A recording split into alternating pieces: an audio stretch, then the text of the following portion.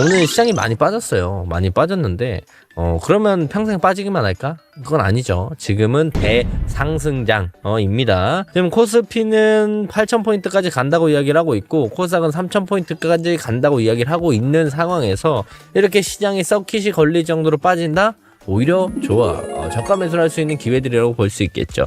자, 근데 어떤 종목을 사야 될까? 어떤 섹터를 사야 될까? 그게 지금 우리에게 제일 어려운 애로사항이라고 생각을 하고 있는데, 자, 그래서 제가 좀 준비했습니다. 어떤 섹터를 우리가 봐야 하는지, 여러분 눈에는 좀 안 보이실 수 있는 앞으로 이제 상승이 나올 만한 섹터들을 좀 몇 가지 이야기 드릴 건데, 자, 정부에서 코스피를 5천 만든다고 이야기를 하면서 실질적으로 5천까지 갔습니다. 자, 그리고 제가 코스피가 5천 가면서 이야기했던 건 코스피를 놓쳤으니까 우리가 코스닥 1000포인트는 꼭 봐야 된다라고 여러 번 강조드렸고 실질적으로 코스닥이 1000포인트를 찍어줬습니다. 뭐 오늘 이렇게 하락이 나오더라도 지금 코스닥은 1000포인트 위에 있는 그런 상황이에요. 근데 여기서 정부가 코스닥을 3000포인트를 만든다라고 또 좌표를 찍었습니다. 자, 정부에서 코스피 5천 만든다 말도 안 되는 소리라고 했지만 결국엔 찍어놨어요. 자, 코스닥도 이번엔 좌표를 찍었습니다. 3000포인트. 자, 그렇다면 코스닥 3000 만드는 거 불가능할까요? 저는 코스피를 만들었기 때문에 코스닥도 충분히 가능하다고 생각을 합니다. 왜 갑자기 코스닥 이야기를 하느냐? 자, 오늘 코스닥이 빠졌는데 그러면 우리가 어떤 종목들을 담아야 되느냐? 그 힌트가 바로 코스닥 3000포인트 여기에 있다는 뜻입니다. 자, 그렇다면 코스닥 지수가 지금 1000에서 3000까지 올라갈 거면 코스닥이 포함되어 있는 종목들도 최소한 300%씩은 올라가야 된다는 건데 어떤 종목은 700%, 800% 갈 수 있고 어떤 종목은 코스닥이 3000 가는 동안 20%, 30%만 갈 수 있어요. 자, 그렇다면 우리가 평균적으로 300%, 200%, 300% 이상 쭉쭉쭉 상승할 섹터들을 잘 잡아야 되는데 그 섹터가 저는 어디라고 판단을 하냐? 기본적으로 지수의 이제 방향성을 좌지우지할 수 있는 그만한 시총을 좀 가지고 있는 코스닥의 좀 큰 종목들 위주로 우리가 봐야 된다는 겁니다. 거기에 분포되어 있는 섹터들로 따져본다라고 한다면 로봇, 바이오, 뭐 반도체 소부장, 2차전지 요 정도로 좀 우리가 체크를 해볼 수가 있고 근데 이 네 가지 섹터를 잘 보고 있으면 최근 코스닥이 올라갈 때 시장 순환이 다 이쪽으로 나옵니다. 2차전지, 로봇, 반도체 소부장, 바이오 얘네들이 주가가 안 오르면 절대로 코스닥이 1000에서 3000포인트가 갈 수가 없어요. 화장품 이런 친구들만 올라서 3000포인트 절대 못 갑니다. 기본적으로 이 네 가지 섹터가 움직여주고 올라가줘야 코스닥의 지수도 빠르게 쭉쭉쭉 치고 올라갈 수 있다. 최근에 보세요. 에코프로가 이제 하루 이틀 움직인다고 지수가 뭐 2%, 3%씩 움직이는 모습들을 우리가 확인해 볼 수가 있습니다. 그만큼 2차전지 친구들이 코스닥에 많이 분포가 되어 있고 시청 높은 코스닥 친구들이 2차전지가 많다는 뜻이에요. 그런 친구들이 로봇과 바이오랑 반도체 소부장까지 좀 분포가 돼 있다라고 우리가 볼 수가 있겠고 자, 그래서 이런 친구들을 봐야 되는데 제가 좀 여기서 꿀팁을 하나 말씀드릴게요. 자, 지금 화면을 같이 보시면은 여기 보면은 ETF 주요 구성자산 이렇게 확인해 볼 수 있습니다. 보면은 알테오젠, 에코프로 BM, ABL바이오, 삼천당제약, 펩트론, HLB, 레인보우 로보틱스, 리노공업, 리가켄바이오 여기 종목들 뭐예요? 섹터 볼까요? 자, 바이오, 2차전지, 그리고 로봇, 반도체 이렇게 섞여 있어요. 즉 지금 대한민국에 이제 ETF를 코스닥 ETF 150 뭐 이런 거 있잖아요. 그런 거를 이제 구성을 할 때 기본적으로 제일 많이 들어가는 종목들이 알테오젠, 에코프로 BM, ABL바이오, 삼천당제약, 펩트론, HLB, 레인보우 로보틱스, 리노공업, 리가켄바이오라는 뜻이에요. 자, 그렇다면 우리가 다시 한번 생각해 볼게요. 자, 지금 시장에 주식 예탁금이 100조가 대기 자금이 있습니다. 그리고 여기서 이제 연기금의 1400조에 대한 자금들이 더 들어온다고 했는데 우리가 개인 투자자가 아니라고 생각을 해봅시다. 우리가 기관 투자자예요. 우리가 연기금이에요. 시총이 300억짜리, 700억짜리 이런 종목을 과연 살까요? ETF 자금들이 당연히 들어오게 되고 연기금이나 기관에 대한 수급들이 들어오면 걔네도 그래도 코스피 쪽 위주로 많이 사니까 코스닥이 많이 소리를 받은 건데 코스닥을 올릴 거면 코스닥 안에서도 좀 몸집이 큰 튼튼한 친구들 위주로 메이저 친구들 위주로 세팅을 해놔야 이 기관 투자자들이나 연기금들이 수익률을 챙기거나 위에 보고를 할 때 어느 정도 보고할 만한 기준이 된다는 거예요. 뭐 예를 들어서 뭐 제가 연기금이에요. 윗사람한테 상사를 보고해야 돼. 뭐 저희는 ETF 구성을 알테오젠, 에코프로 BM, 뭐 삼천당제, ABL바 이렇게 구성을 해놨습니다. 그럼 윗사람이 들어도 누가 봐도 잘 구성했군. 뭐 이런 느낌이 들 거 아니에요. 그런데 갑자기 정말 잡주 시총 뭐 낮은 거 있잖아요. 우리가 잘 모르는 시가총액 뭐 500억, 1000억 이런 종목들로 연기금이 ETF를 구성해서 막 만들었습니다. 우리가 이걸로 수익률 높일게요. 이런 트레이딩은요 사실 말이 안 된다는 뜻이에요. 그리고 그 물량들을 다 받아줄 수도 없어요. 연기금의 그 물량들을 받아주고 기관의 물량들을 받아줄 수 있는 그런 탄탄한 종목들로 이제 수급들이 쏠릴 수밖에 없고, 그 쏠리는 수급들의 종목들을 생각해보면 ETF에 이제 구성되어 있는 웬만한 종목들 위주로 수급이 더 많이 갈 가능성이 높다. 그래서 ETF 주요 구성 자산들을 확인해 보면 이렇게 아까 말씀드린 것처럼 알테오젠부터 리가켄바이오까지 이런 식으로 볼 수 있으니까 여기에 구성되어 있는 섹터들, 여기에 구성되어 있는 종목들 위주로 우리가 체크해 보는 게 제일 좋겠다라고 말씀을 드리는 겁니다. 이거 엄청난 힌트예요. 내가 어떤 섹터에 어떤 종목 봐야 될지 잘 모르겠다면 ETF 구성되어 있는 종목들 위주로 그 안에서 이제 타점들만 잡아 나가도 우리가 3,000포인트까지 올라가는 동안 수익들 충분히 잘 챙길 수가 있다라고 제가 정말 엄청난 팁을 드릴 겁니다. 결국엔 수급이 들어와야 종목들이 올라갈 거고, 이 기관과 외인과 연기금 그리고 개인 투자자분들이 이제 매매를 할 때도 대부분 개인 투자자분들은 대형주가 훨씬 더 안정적이다 이런 생각을 가지고 있기 때문에 어쩔 수가 없습니다. 어쩔 수가 없이 이 시가총액이 크고 코스닥에서 몸집이 큰 친구들 위주로 수급이 들어갈 수밖에 없다. 그래서 우리도 그런 친구들 위주로 체크를 해봐야 되고, 그냥 막 사는 게 아니고 오늘같이 시장이 조정이 강하게 나오는 날 우리가 저가 매수를 좀 하면서 물량들을 모아 갈 수가 있다라고 이야기 드리는 거죠. 자, 대표적으로 이제 종목 몇 가지만 좀 얘기해 볼까요? 로봇 친구들은 단기적으로 봐야 된다고 했지만 조정이 나오게 된다고 한다면 큰 종목들을 생각을 해봤었을 때 뭐 램보 로보틱스, 두산 로보틱스, 로보티즈 뭐 이런 친구도 우리가 볼 수가 있겠고, 자 2차 전지는 당연히 에코프로 관련된 에코프로 그룹주들, 뭐 그리고 삼성 SDI, 그리고 뭐 LG 엔솔 뭐 이런 친구들까지 생각을 해볼 수가 있겠죠. 자, 그리고 바이오는 당연히 이제 ETF 구성되고 있는 알테오젠과 뭐 삼천당제약, 뭐 HLB, 그 FDA 임상 관련돼 가지고 재심사 노이즈가 있긴 하지만 이런 시가총액 좀 큰 종목들, 리가켄바이오 이런 종목도 좀 봐야 되고, 뭐 반도체 소부장은 당연히 한미반도체, 뭐 리노공업 이런 친구들, 뭐 대덕전자, 뭐 심텍은 조금 시총이 크진 않지만 그래도 최근에 주목을 많이 받고 있기 때문에 이런 친구들 위주로 우리가 체크를 해보면 좋지 않을까 판단을 하고요.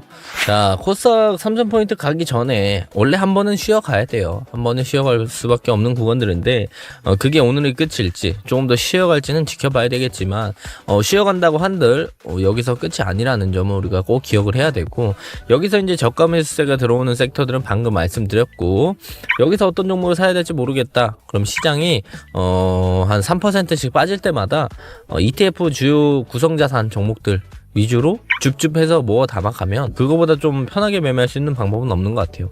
다만 내가 아예 매매를 잘 할 줄 모르고 타점들 잘 모르고 이러신 분들은 코스닥 3,000까지는 수익을 챙기고 싶은데 뭘 사야 될지 모르겠다 했었을 때는 ETF 구성되어 있는 종목들 위주로 체크를 해보시면 제일 좋을 것 같고, 앞부분에 제가 말씀드렸던 섹터별로 이제 말씀드린 대장 친구들, 그런 친구들 위주로 체크를 해보시면 아마도 이제 2분기, 3분기 좀 넘어가면서 수익들 좀 만족하게 챙겨갈 수 있지 않을까. 코스피에서 이제 상승 랠리를 못 드신 분들은 코스닥에서 이지에 한번 챙겨볼 수 있지 않을까 그렇게 생각을 하니까요. 우선 순환매가 뭔지 알아야 돼요. 순환매는 특정 테마나 업종 종목에 몰렸던 투자 자금이 다른 곳으로 옮겨가며 주가가 순차적으로 올라가는 현상. 자, 즉 쉽게 말하면, 자, 조선주 올라가고 쉬어갈 때, 방산주 올라가고 쉬어갈 때, 반도체 올라갔다가 쉬어갈 때, 바이오가 올라갔다가 쉬어갈 때, 화장품이 올라가고, 이런 거 우리가 순환매라고 합니다. 조선주가 있고 조선주가 움직일 때 조선주가 다 움직이고 나머지는 쉬어갑니다. 그리고 조선주가 이제 많이 올랐으니 쉬어가는 구간일 때 뭐 방산주가 움직인다든지 반도체가 움직인다든지 바이오가 움직인다든지 이런 것도 우리가 간단하게 순환매라고 이야기를 할 수가 있습니다. 자, 그래서 사실 순환매는 우리가 사이클이라고도 좀 볼 수 있어요. 이 기본적인 사이클이 있고 순환매가 있는데, 사실 순환매도 그 사이클 안에 들어가는 일종의 작은 사이클이라고 볼 수가 있습니다.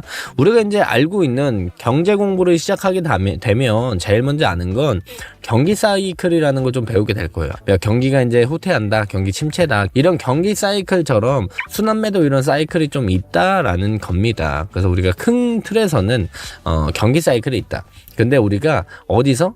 경기 회복 구간에서 대부분 이제 주식이랑 부동산들이 올라가기 때문에 여기가 이제 경기 회복 구간이 우리 주식 시장에서는 상승세를 보여주는 그런 시간들이라고 보시면 좋을 것 같습니다. 뭐 사이클은 또 많아요. 그리고 뭐 금리 인하와 인상에 대한 부분들로 인해서 이런 사이클이 형성이 되면서 여기 부분이 여기거든요. 그래서 이렇게 반복이 되면서 사이클이 좀 진행이 된다. 금리 인하 때는 어떤 친구들을 담아야 되고, 금리 인상기에는 어떤 친구를 담아야 되고, 이런 게 있는데, 대부분 이제 금리 인상기에는 우리가 간단하게 얘기하면 경기 방어주 위주로 좀 담아야죠. 경기 방어주 위주로 좀 담아야 되고, 금리 인하가 시작되면 우리가 뭐 기술주나 성장주나 아니면 바이오 이런 친구들을 담아야 돼서 이 시기에 따라 이 사이클, 금리 사이클에 따라도 사야 하는 섹터들이 바뀌기도 합니다. 이것도 다 사이클이에요. 철강, 비철금속, 자동차, 정보기술, 가전, 식음료, 유통, 제약바이오, 조선해운, 물류, 서비스, 이런 식으로 후방산업에서 전방산업으로 넘어가는 그런 사이클들도 많이 있습니다. 근데 어쨌든 이런 사이클에 대한 걸 얘기하는 건 우리가 찾아오는 이 순환매도 일종의 사이클 중에 하나라고 볼 수가 있습니다. 순환매는 이제 시기랑 명분의 차이일 뿐입니다. 어쨌든 강한 상승들을 보여줬던 섹터, 그리고 매출이 어느 정도 잘 나오는 섹터는 조정이 나온다 한들 다시 한번 올라가요. 그 순환매가 돌아오면서 수급들이 붙으면서 올라가는데, 그 시기가 언제냐? 그걸 올릴 명분이 무엇이냐, 이런 차이만 좀 있을 뿐이라는 거죠. 조선, 방산, 원전 이런 친구들이 많이 오를 때를 다시 한번 돌이켜서 작년으로 돌아가서 생각을 해본다고 한다면, 조방원 친구들이 움직이고 반도체가 움직였고, 조방원이랑 반도체 쉬어가면서 로봇과 바이오 친구들이 움직였습니다. 그리고 나서 다시 CS가 돌아오면서 로봇 친구들이 상승들을 보여줬고요. 그리고 나서 반도체 친구들이 또 움직였죠. 그리고 최근에는 우주항공 친구들이 다시 한번 움직이는 모습들을 보여줬고, 그 다음에 다시 한번 지금 2026년 1월 12일인데 최근 흐름들을 보면 조선과 방산과 원전 쪽에 슬슬 돈이 들어오기 시작합니다. 즉 조방원 섹터는 이때 상승들을 보여주고 나서 두세 달 정도의 조정 기간을 거치면서 그 사이에 반도체도 로봇도 바이오도 뭐 우주항공도 움직였다. 근데 이런 친구들이 다 한 번씩 튀었기 때문에 다시 한번 조방원 쪽에 돈이 들어오기 시작하는 시기가 지금이라고 우리가 볼 수가 있는 겁니다. 기본적으로 조선은 본격적인 마스가 프로젝트가 시작이 되면서 다시 한번 순환매가 들어올 수 있는 명분과 상승 사이클이 좀 만들어졌다고 볼 수 있겠고요. 방사는 원래 매출적인 부분들은 꾸준하게 잘 나왔었어요. 지금까지 잘 나고 있었는데 두 달 동안 주목을 받지 못하다가 이번에 이제 명분이 됐고 트리거가 됐던 건 트럼프가 2000조국을 만든다, 군비 경쟁에 대한 부분들에 불을 지피면서 뭐 그린란드, 베네수엘라, 이란 시위, 이런 국제 정세에 대한 불안감들도 고조시키면서 방산주가 다시 한번 상승이 시작되고 있고, 순환매가 나오기 시작하는 트리거가 됐고 명분이 됐다, 이겁니다. 자, 원전은 역시나 2050년까지 미국 원자력 발전 관련돼서 많이 키운다, 4배 이상 키운다라는 내용들, 그리고 오늘 나왔던 내용들인데 한국형 SMR 관련돼서 표준 설계 인가를 신청을 한다고 했고요. AI 활성화로 인해서 국내 에너지 대전환이 진행이 되고 신규 원설 계획에 대한 부분들도 그대로 이행한다라고 이야기를 하고 있습니다. 즉 조선과 방산과 원전은 매출적인 부분들, 수주적인 부분들이 꾸준히 있어 왔어요.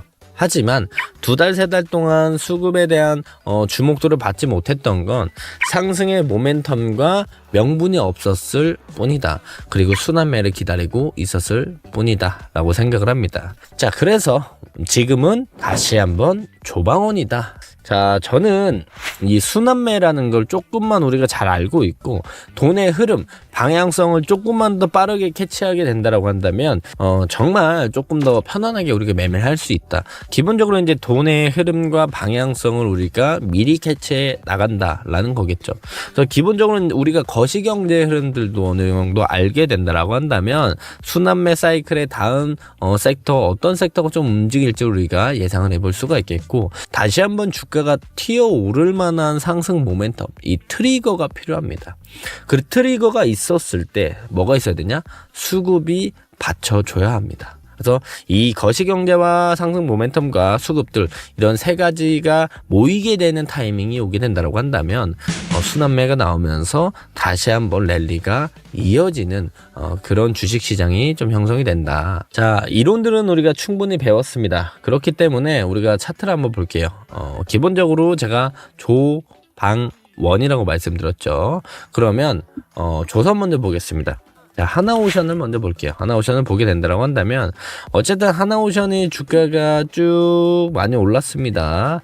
2025년에 계속 올랐고요. 그리고 두세 달 정도 조정을 받으면서 하락하는가 싶더니 다시 마스가 관련된 본격적인 모멘텀들이 나오면서 대금과 함께 주가가 올라가기 시작하고 다시 한번 신고가를 뚫어주죠. 이때도 마찬가지입니다. 상승 쉬어가는 구간, 상승 쉬어가는 구간, 상승 기간 조정과 가격 조정, 다시 한번 상승. 그래서 어느 정도의 상승 사이클과 쉬어가는 구간들이 좀 반복되고 있다. 뿐만 아니라 삼성중공업도 마찬가지예요. 삼성중공업도 뭐 2025년 들어서서 조방원이 쭉 같이 올라왔다가 마지막에 불꽃 슈팅을 한 발 보여주고 쉬어갔죠. 두 달 동안 쉬어갔다가 다시 한번 올라오는. 그렇다면 우리가 이 순환매 사이클을 조금 더 빠르게 캐치를 한다면 이 상승 이후에 눌림하고 다시 한번 올라오는 이런 구간들을 조금만 더 빠르게 캐치했었을 때 다음 순환매가 나오는 사이클의 수익들을 많이 챙겨갈 수 있다라는 거죠. 특히나 대장 친구들을 많이 체크해 나가야 되는데 HD현대 중공업도 우리가 볼 필요 있겠습니다. HD현대 중공업도 이렇게 하락을 하다가 다시 한번 요번에 뚫고 올라오기 시작하는 구간들. 조선 친구들은 전체적으로 이런 모습들을 보여주고요. 방산도 마찬가지예요. 방산도 조정을 받아주고 시장 소외 섹터로 있다가 올라오기 시작하는 구간들입니다. 지금. LIG 넥슨, LIG 넥슨도 마찬가지의 차트고요. 자, 그렇다면 마지막으로 뭐죠? 원전이죠, 원전. 부산에너빌리티를 우리가 빼놓고 갈 수가 없는데 강한 상승들 조정, 이건 기간 조정이 충분히 나왔다라고 볼 수 있겠고 재상승, 가격 조정, 기간 조정, 다시 한번 상승. 원래 이때 두빌이 뜨고 원전이 뜨고 조방원이 뜰 땐 같이 떴어요. 그리고 조방원들이 쉬어갈 때 같이 쉬어가면서 그때 뭐 바이오라던가 반도체라던가 항공우주가 움직였고요. 다시 한번 조방원의 순환매 사이클이 들어오기 시작하는 초입 구간이다.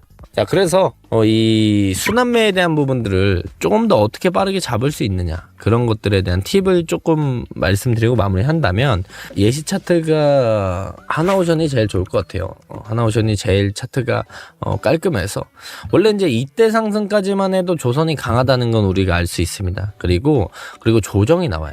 조정이 이렇게 나오고 나서 언제냐, 21선 뚫어주는 이 구간을 봐야 되느냐? 틀린 건 아니에요. 이 구간도 봐도 되지만 조금 더 확실하게 할 거면 거래대금과 거래량을 동반해서 21선과 함께 슈팅이 나와주고 다시 한번 조정이 나오면서 21선을 지지해 줄 때 요런 구간들을 공략을 하게 된다라고 한다면 추세가 전환되는 순환매가 끝나는 시점쯤에 우리가 공략을 해볼 수가 있겠다. 자, 삼성중공업도 이거 21선 뚫어줄 때 샀었으면은 요걸 또 기다렸었어야 됩니다. 근데 다시 뚫어주고 요거 눌러줄 때 봐도 돼요. 지금 눌러주는 구간들을 봐도 되고요.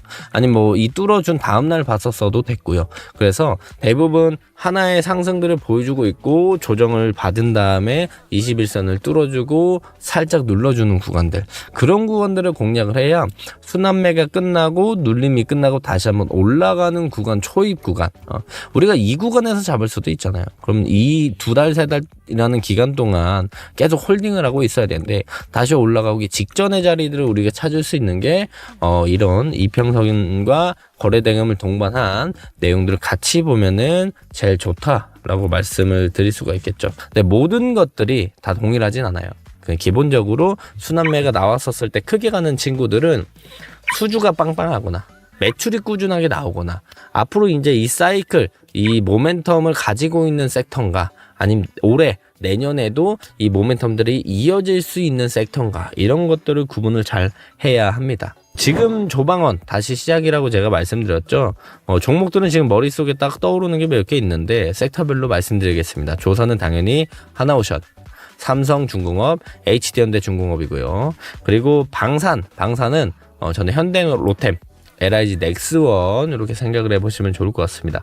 자, 그리고 원전은 역시나 두산 에너빌리티, 그리고 BHI, 그리고 현대건설. 좀 소형주로 넘어가면 우리기술까지 이 대장 친구들 위주로 먼저 체크를 해보시게 된다라고 한다면 수익들을 좀 잘 가져갈 수 있다. 삼성전자랑 SK하이닉스가 많이 올라와서 사실상 지금 신규 매수를 하기엔 부담스러운 자리예요. 들고 있는 사람들이 언제 파느냐, 그런 전략들을 가져가야 하는 자리고, 여기서 삼성전자랑 SK하이닉스가 단기 차익 실현이 나오면서 눌러주게 된다라고 한다면 그때는 대장주를 봐도 상관은 없는 상황이죠. 하지만 여기서 어쨌든 반도체가 더 상승을 해줘야만 SK하이닉스랑 삼성전자를 필두로 반도체 소부장 친구들도 더 갈 수 있다라는 겁니다. 자, 지금 보시는 화면은 메모리 가격 그리고 DXI 지수라고 하는 건데요. 이 DXI 지수를 주간으로 봤었을 때 7.2% 상승해주는 모습들을 보여주고, 메모리 현물가 가격들도 계속 꾸준하게 상승하는 모습들을 우리가 확인해 볼 수 있습니다. 이전에 삼성전자랑 SK하이닉스가 상승할 때도 디램 메모리 가격들이 강한 상승들을 보여줬는데요. 메모리 가격은 항상 주가보다 먼저 움직이는 선행지표라고 우리가 볼 수 있습니다. 또 지금 보시는 화면은 디램 스팟 프리미엄이랑 주간 디램 낸드 가격을 보고 계시는 겁니다. 디램 스팟 프리미엄이 확대가 되면서 공급들이 타이트해진다. 그 신호들은 디램과 낸드 가격을 동반으로 상승시킨다 라고 볼 수가 있겠고요. 그게 바로 실적 개선의 시작이라고 우리가 볼 수가 있겠죠. 그래서 2025년 4분기 SK하이닉스 삼성전자 실적도 당연히 좋게 나올 거고, 이제 1분기 실적이 어떤 예상 컨센을 찍느냐에 따라서 반도체의 상승이 이대로 랠리를 이어갈지 잠깐 쉬어가는 구간이 될지 그런 부분들이 형성이 될 거고, 자, 우리가 메모리 시장 규모 추이를 조금 확인해 볼 건데, 메모리 시장은 사이클입니다. 사이클인데 최근에 바닥이 좀 높아져요. 메모리 시장은 이렇게 사이클을 타고 움직이는 모습들을 보여주는데, 바닥들이 높아지면서 이렇게 사이클이 상방으로 올라가는 모습들을 보여줍니다. 이렇게 올라가는 이유가 뭐냐? 자, AI 서버 수요가 이제 증가하면서 우리가 봤었을 때 과거보다 침체가 짧고 회복이 더 강해지는 그런 구조가 만들어지면서 바닥들이 높아지는 겁니다. 원래 이런 반도체 사이클, 메모리 반도체 사이클이 이렇게 진행이 됐는데, 최근에 이제 AI 관련돼서 서버 관련돼서 수요가 증가하면서 이 침체에 대한 부분들은 짧아지고 회복은 더 강해지는 모습들을 보여주면서 이 사이클이 이런 식의 사이클로 변화가 되는 회복이 더 강해지는 그런 구조가 형성이 되고 있고요. 원래 이 저점들이 이 구간들입니다. 그리고 고점들이 이 구간들인데, 저점들이 이만큼 높였다라는 건 AI랑 서버 관련된 수요들이 바닥을 받치면서 이 사이클 자체가 바뀌어 나가는 구간이라고 우리가 볼 수가 있겠죠. 그리고 옆쪽에 이제 한국 메모리 반도체 관련돼서 영업이익들을 우리가 확인해 보게 된다고 한다면, 영업이익이 이제 2025년 4년 5년 넘어가면서 영업이익률이 엄청나게 증가합니다. 여기서 가격 상승은 영업이익 레버리지를 우리가 생각을 해볼 수가 있는 거고, 그 영업이익 레버리지가 이익들을 만들고 그 이익들이 주가가 따라가는 이유가 되게 되는 겁니다. 즉, 가격 상승은 곧 영업이익 레버리지로 연결이 된다. 그게 바로 주가에 반영이 된다. 우리가 이렇게 볼 수가 있겠고요. 자, 디램과 이제 낸드들을 우리가 확인해 봤었을 때, 디램과 낸드는 사실 좀 다른 겁니다. 디램은 데이터를 저장하기 때문에 전원이 공급되지 않으면 기록된 내용이 즉시 사라지는 그런 게 디램이라고 보면 좋을 것 같고요. 낸드는 전원 공급이 끊겨도 데이터가 보존이 되면서 사진이나 문서 이런 내용들을 장기적으로 저장하는 용도라고 보시면 좋을 것 같아요. D램은 구조적으로 성장을 하고 있어요. 구조적으로 저점이 높아지면서 성장하는 모습이고, 낸드는 회복을 하는 국면이다 라고 우리가 좀 볼 수가 있습니다. 하지만 그 두 개의 시장 규모들을 따져 봤었을 때는 엄청나게 커지고 있다라는 건 우리가 기정사실로 받아들일 수가 있겠죠. 자, HBM은 사실상 AI의 핵심 연료라고 보면 좋을 것 같아요. AI가 더 활발해지고 똑똑해지고 그런 모습들을 보여줄 거면 HBM이라는 게 핵심 연료라고 볼 수가 있겠고, 그렇다면 HBM 시장은 가격과 물량과 마진이 동시에 증가하는 그런 구간에 들어섰다. AI가 발전하면 발전할수록 더욱더 그럴 수밖에 없다라는 게 포인트고요. 그래서 HBM 시장 성장 규모를 우리가 확인해 봤었을 때 HBM 성장이 2024년부터 급하게 2027년까지 증가하면서 거의 직선으로 상승을 보여주고 있습니다. 연간 출하량도 보게 된다고 한다면 엄청난 상승들을 빠르게 보여주고 있는 상황이고, 역시나 AI 때문에 가격과 물량과 마진이 동시에 증가하는 그런 구간이라고 우리가 볼 수가 있겠죠. HBM2, 2E 그리고 HBM3, 3E, 4 이렇게 넘어가면서 HBM이 고부가 제품으로 빠르게 이동이 되고 있습니다. 그래서 점유율을 확인해 보게 된다고 한다면 2025년 6년 들어서면서 HBM3, HBM4 쪽에 고부가 제품으로 빠르게 이동하고 있고요. HBM3E랑 HBM4 비중 확대는 메모리 업체 수익성에 결정적인 역할을 한다. 그래서 메모리 업체들을 우리가 계속 더 볼 필요가 있겠다라고 판단을 하는 거고요. 지금 보시면 이제 엔비디아 제외하고 고객사 수요도 확대가 되고 있습니다. 브로드컴, 구글, 이 엔비디아를 제외한 비엔비디아 수요가 증가하면서 원래는 이제 엔비디아 하나 특정 고객의 의존도가 높았는데 그게 감소가 되면서 이 사이클에 HBM 사이클에 좀 안정화를 찾아가고 있다 라고 생각을 하시면 좋을 것 같습니다. 자, 그래서 우리가 반도체는 지금부터라도 계속 봐야 한다라고 말씀을 드리고 있는 거고요. 자, 중요한 포인트가 뭐냐면 오늘이 1월 7일이라고 말씀드렸습니다. 1월 7일입니다. 1월 7일인데 1월 8일 내일 기준에 삼성전자 잠정 실적이 발표가 됩니다. 내일 삼성전자 잠정 실적 발표 이전까지 4분기 실적 기대감으로 인해서 반도체 친구들이 많이 올라온 것도 기정사실이지만 8일 기준에 잠정 실적이 나오면서 기대감 소멸로 실망 매물이 쏟아질 수 있다. 하지만 우리가 그럼에도 반도체를 봐야 한다는 거는 1월 15일부터 2월 말일까지 반도체 관련된 대형 기업들의 실적 발표가 꾸준하게 이어져 있기 때문에 삼성전자 실적 발표 이후에도 추가적인 상승 모멘텀은 충분히 존재한다. 그래서 오히려 삼성전자 실적 발표 이후에 내년 1분기 컨센이 더욱더 긍정적이어서 추가 랠리를 보여주게 된다고 한다면 우리가 반도체 소부장 친구들, 반도체 친구들을 따라 붙어야 하겠지만 만약에 내일 실적 발표, 잠정 실적 발표 이후에 실망 매물이 나오면서 쏟아진다. 오히려 그건 우리에게 기회가 된다. 그래서 오히려 좋아라고 생각을 해볼 수가 있는데 저가 매수의 기회가 될 수 있다라고 생각을 하시면 좋을 것 같습니다. 자, 그래서 이제 어떤 종목들을 좀 봐야 되는가 이런 부분들을 생각을 해봐야 되는데 기본적으로 이제 삼성전자, SK하이닉스가 눌러주면 그 1등주, 2등주, 대장주들을 보는 게 제일 좋겠죠. 근데 그 전에 반도체 소부장들이 튀어오를 수 있어서 디램 관련된 종목들을 보는 게 제일 좋지만 저는 오늘 해당 내용들을 보면서 SSD 관련된 친구들을 미리 선점하는 것도 좋겠다라고 생각을 했습니다. 1월 7일 미증시를 봤었을 때 미국 시장에서 이제 샌디스크, 웨스턴 디지털, 시게이트 이런 친구들이 어제 반도체 관련된 SSD 관련된 친구들이 급등을 했어요.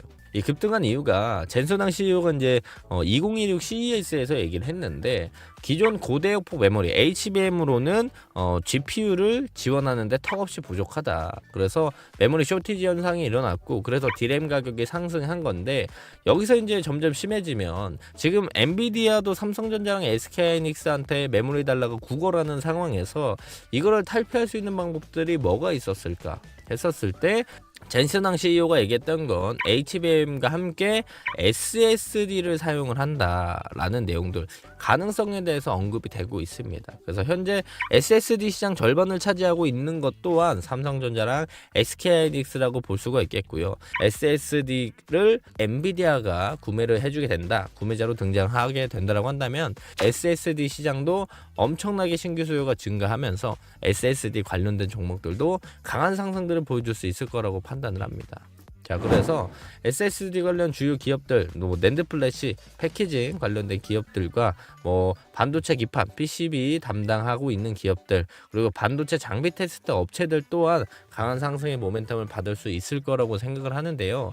저는 여기서 세 가지 종목을 뽑아 본다라고 한다면 이제부터 추가적인 상승의 여력이 많이 남아있는 친구들을 세 가지만 딱 뽑아서 반도체 소부장을 고르라고 한다면 첫 번째는 하나 마이크론, 두 번째 종목은 유진테크, 세 번째는 테크윙으로 보시면 좋을 것 같습니다. 자, 반도체 소부장들도 돌아가면서 순환매가 나오면서 상승들이 나올 겁니다. 하지만 내일 삼성전자 잠정 실적 발표로 인해서 추가 조정이 나온다라고 한다면 제가 말씀드린 이 세 종목들은 오히려 좋아, 싸게 살 수 있는 기회들이라고 생각을 하시면 좋을 것 같고요.